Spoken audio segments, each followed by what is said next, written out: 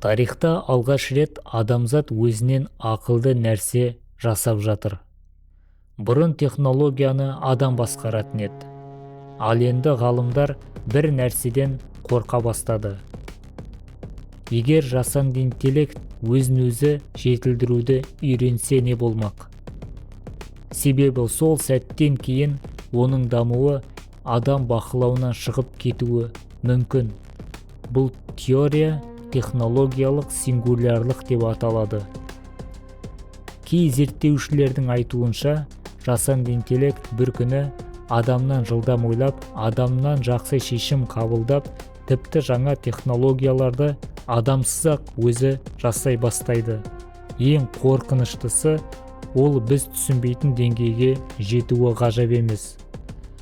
Қазірдің өзінде жасанды интеллект мәтін жаза алады, сурет сала алады, код құрастырады, дауыс көшіреді.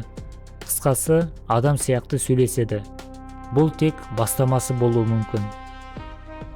Кейбір футурологтар 2045 жылға қарай адамзат тарихындағы ең үлкен бетбұрыс болады деп есептейді.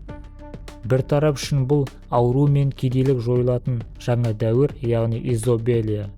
Ал екінші тарап үшін адамзат алғаш рет өзінен үстем интеллектімен бетпе-бет келетін кезең. Ақпарат қызықты болса, маған жазылуды ұмытпа.